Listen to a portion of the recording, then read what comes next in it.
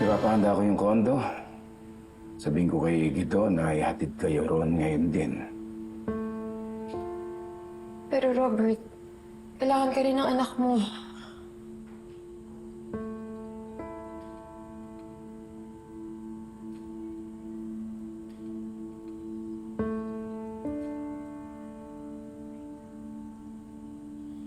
Sana kung may time ka, madalaw mo din siya. Alamin mo yung kalagayan niya. Makakatulong yun sa development niya.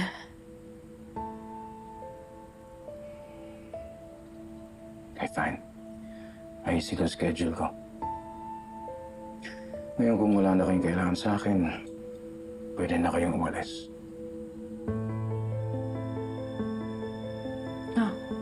Alis!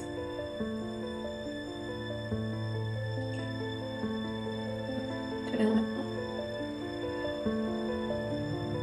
Salamat.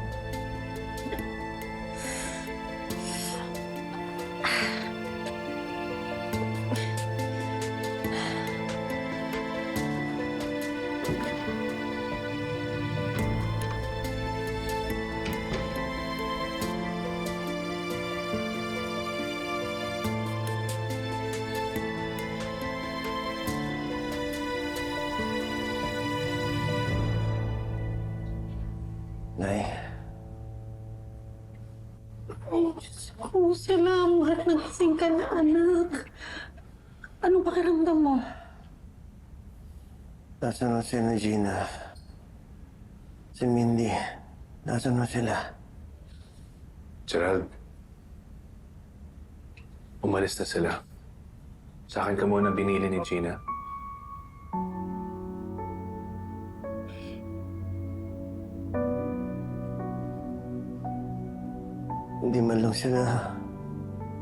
Hindi man lang sila napaalam sa akin.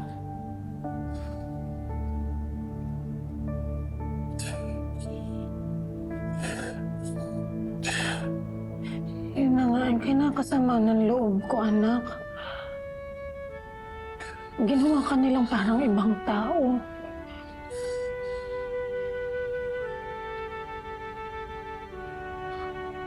Partner, intindihin na lang natin sila. Alam mo namang galit pa rin sa'yo si Sir Robert.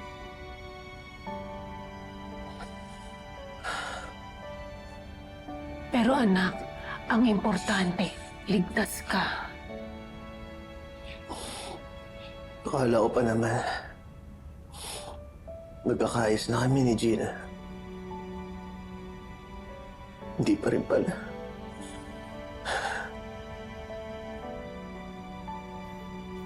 Kuya, clear ang CT scan mo. Makakalabas ka na din.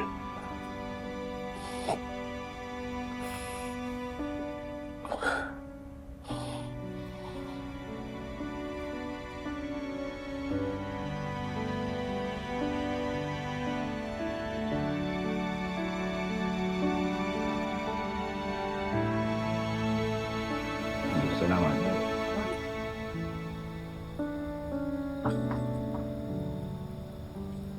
Brad, Oh, Gina. Balik ka. Handa. Hindi. thanks, Dad. Gusto mong siya? So, Dad, kamusta? Nakalipat na ba sila Betsy dun sa condo? No, naayos ko na sila ron.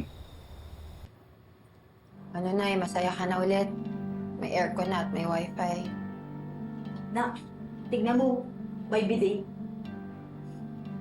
Sabi ko naman sa'yo, hindi talaga kayang tiisin ni Robert yung anak niya. Tama ka naman, pero alam mo, hindi yun na naiisip ko na makukuha mo pa. Eh, bari-bariya lang yun eh. Tsaka, paano pag nanganak ka na? Basta tayo pupulutin sa imborna na naman? Hindi mangyayari yun.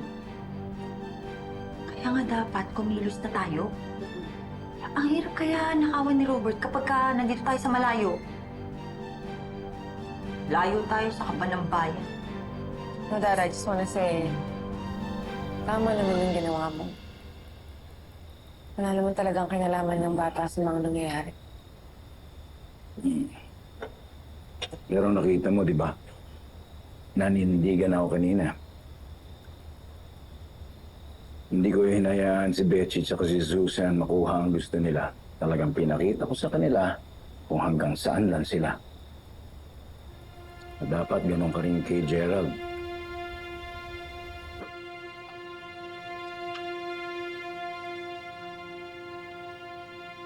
Kaya nga dapat, ang puntiryahin natin, yung mansyon pa rin.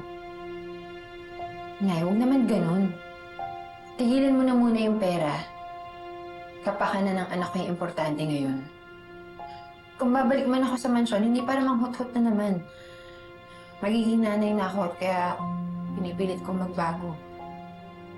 Yung gusto ko, makasama ng anak ko si Robert para mabigyan niya ito ng masaya, magandang buhay.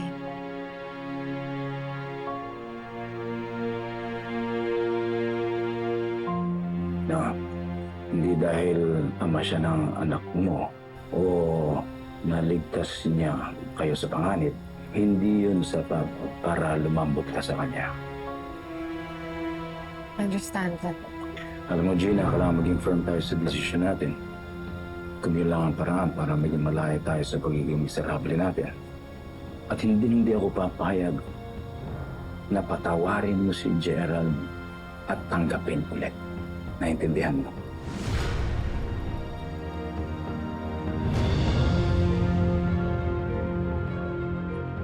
Buti na lang mailalabas na kita rito. Pasalamat din kay Robert. Binayaran niya lahat ng bill. Pero sapat na ho ba yun? Anak, huwag ka na magdamdam. Hindi lang naman akong susundo sa'yo. May bisita ka. Ano? Sino, Nay?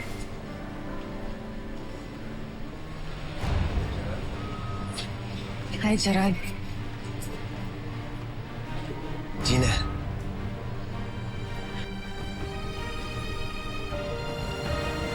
Hello, Sir Robert. Dumating po kasi rito yung asawa niya, si Ma'am Betsy. Sinugod po siya sa ospital. Bigla po kasing sumakit yung tiyan niya eh. Anong ospital? Parang nalulungkot ka. Tungkol ba to kay Gerald? No, it's about my dad. Naiipit ako sa kanilang dalawa. Hoy! Bata!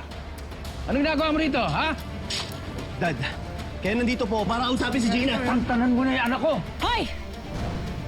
Ang ginagawa niyong mag-ina dito, ha? Gina, hindi mo pa ba alam? Na ano? Bawal ma-stress si Betsy. Bawal pala siya ma-stress. Eh, ba't nandito kayo? Kasi ako ang pinakamalaking stress sa buhay mo. Gina, pag-usapan natin to, please. Kaya hindi natin pag-uusapan. Lumayas ka dito. Lumayas ka! Lumayas ka dito! Wala ka ng karapatan dito!